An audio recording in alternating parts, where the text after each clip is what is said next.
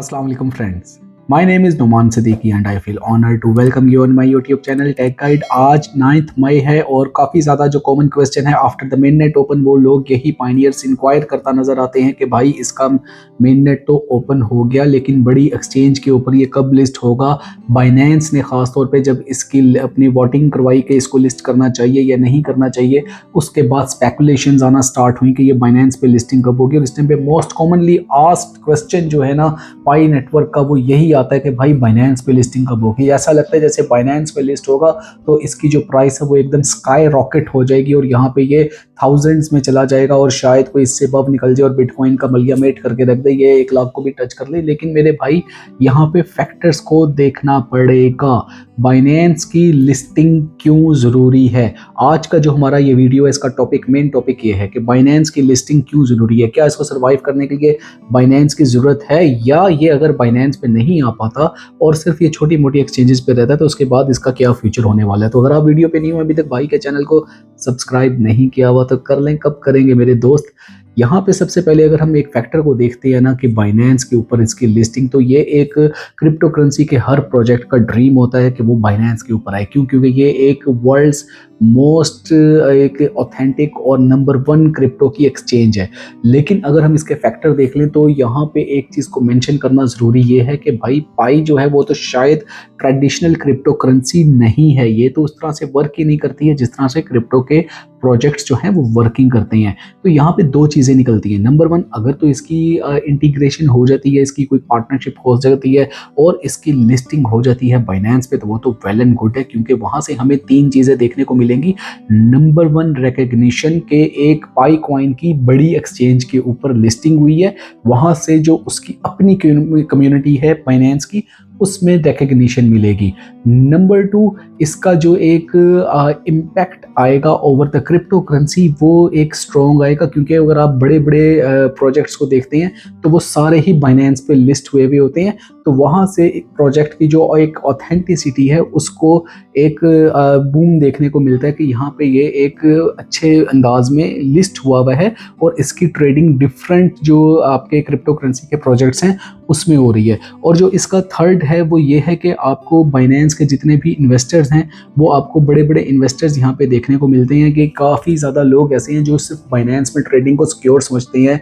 उनके एक डेमोग्राफिकली जो है वो सिर्फ बाइनेंस अलाउ है या बाइनेंस के ऊपर वो उनके अकाउंट क्रिएट हुए हैं। तो वहाँ से आपको न्यू इन्वेस्टर जो है इन्वेस्टमेंट पूल इन्हेंस होगा, रिकग्निशन, स्ट्रॉन्ग आपकी अपीयरेंस और फिर आपके जो इन्वेस्टर पूल है वो आपका इसमें इन्हेंस हो जाएगा।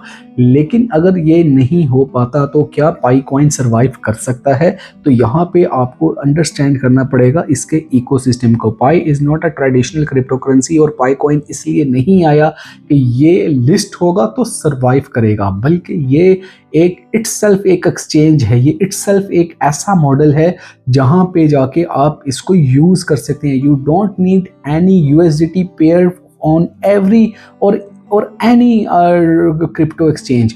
आप इसको 100 ऐप्स की इंटीग्रेशन, जो कि भी आपने अगर मेरी प्रीवियस वीडियो देखी हो कल की, तो उसमें मैंने बात की थी कि एक लेटेस्ट अपडेट आया है इकोसिस्टम से रिगार्डिंग। तो इकोसिस्टम के अगर पॉइंट ऑफ व्यू से हम इसको देखते हैं तो इसकी जो 100 ऐप्स की इंटीग्रेशन की जा रही है और सबसे बढ़ के मेरी जान जो इसमें आ रहा है एक अमेजोन मॉडल। अमेजोन मॉडल को जो लेके आ रहे हैं वो एक इस तरह का मॉडल है कि अक्रॉस द ग्लोब एक आप इसको एक मार्केट प्लेस के तौर पे आप इसको यूज़ कर रहे होंगे। वहाँ से आप इसकी इंटरनेशनल जो बाइंग है वो कर रहे होंगे, इंटरनेशनल इसकी सेलिंग हो रही होगी, इसकी गुड्स एंड सर्विसेज जो है वहाँ से आप जाके इसको सेल एंड बाई कर रहे होंगे। और वो जो सारी कुछ payment as a medium of exchange use हो रहा होगा वो हो रहा होगा पाई कॉइन। तो ये जो आपका एक अमेजोन मॉडल का एक पाई का इकोसिस्टम आ रहा है और इसके साथ 100 ऐप्स इंटीग्रेट हो रही हैं जहाँ से आपको पेमेंट मेथड और सर्विस प्रोवाइडिंग जो है वो आपको असेस करना ईजी हो जाएगा। तो इसके बाद आपको कोई बड़ी एक्सचेंज की लिस्टिंग की ज़रूरत नहीं रहती। ये सिर्फ एक रिकग्निशन और एक इन्वेस्टर पूल के पॉइंट ऑफ व्यू से, एक क्रिप्टो करेंसी के प्रोजेक्ट के पॉइंट ऑफ व्यू से तो आपको ड्रीम हो सकता है कि बाइनेंस के ऊपर इसकी लिस्टिंग हो। लेकिन अगर आप इसके इकोसिस्टम के ऊपर रिलाई कर लें और आपके जो most of the wallets secure हैं जो आपके इस टाइम पे लॉक हुए for the specific time frame, mostly जो मैं जानता हूँ जो ये 2024 के अर्ली में ये वॉलेट्स के लॉक होने का जो एक सिलसिला स्टार्ट हुआ था, तो अब काफ़ी ज़्यादा पाइनियर्स ऐसे हैं, मोर देन 50% पाइनियर्स जिनके 3 इयर्स के लिए वॉलेट लॉक हैं। यानी कि अगर 24 से हम उसको कैरी फॉरवर्ड करते हैं तो 2027 तक वॉलेट लॉक हैं।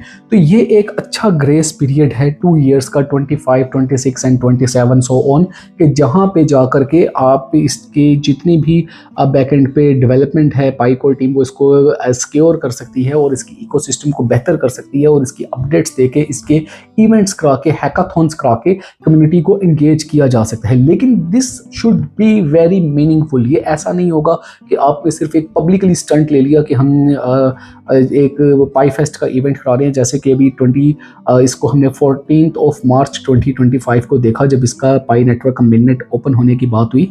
तो वहाँ पे हमने देखा कि जनाब ये पाई फेस्ट का इवेंट जो है वो करवाया गया, लेकिन क्या था कि पाई फेस्ट के इवेंट पे कोई ऐसे कोई इसके आउटकम्स नहीं थे, कोई इसमें कोई स्पेसिफिकली इतना ज़्यादा कोई बेनिफिट देखने को नहीं मिला। तो इसको वेरी सिंसियरली और वेरी एक्यूरेटली जो है देख के पाइकोर टीम को इसको लेकर चलना होगा। इकोसिस्टम के ऊपर सिर्फ वर्किंग करते रहें, इकोसिस्टम को बिल्ड करते रहें, और जिस तरह इसका इकोसिस्टम वर्किंग करना स्टार्ट करेगा तो वहाँ पे इसका जो है आपके इसकी जो नेटवर्क है, इसकी पाई नेटवर्क की सक्सेस भी इसी में है।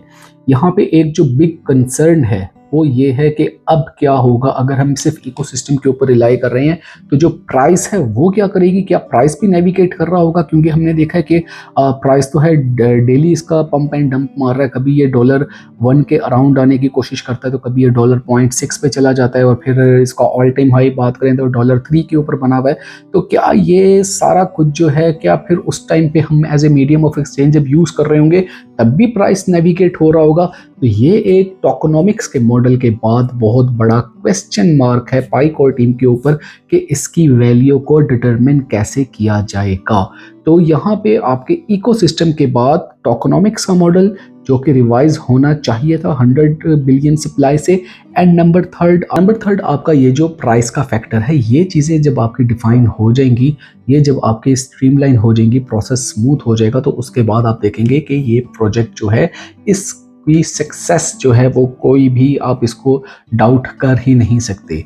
और अगर इकोसिस्टम स्ट्रांग होता है तो 100 बिलियन भी जो सप्लाई है ना, वो आप अगर टोटल वर्ल्ड की जो एक पॉपुलेशन है उसके अकॉर्डिंग देख लें तो भी वो कोई इतनी ज़्यादा नहीं बन रही। लेकिन अगर रिवाइज हो जाए टोकेनोमिक्स का मॉडल तो यहाँ पे बड़ा बेनिफिट देखने को मिलेगा, इसके प्राइस में बड़े जंप्स हमें देखने को मिल सकती है। तो ये एक वीडियो था कि उन लोगों के लिए जो कहते हैं कि जी बाइनेंस पे लिस्ट होगा तो सर्वाइव करेगा, तो आई डोंट थिंक सो कि इसको बाइनेंस के ऊपर इस तरह से आने की ज़रूरत है या कोई इस तरह की चीज़ कंपलसरी है।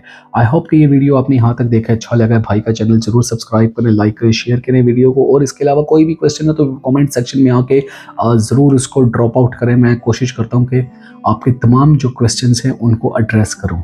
नेक्स्ट वीडियो तक के लिए मुझे इजाज़त दें, फिर एक ऑथेंटिक कंटेंट के साथ दोबारा हाजिर होऊंगा। तब तक के लिए अल्लाह हाफ़िज़।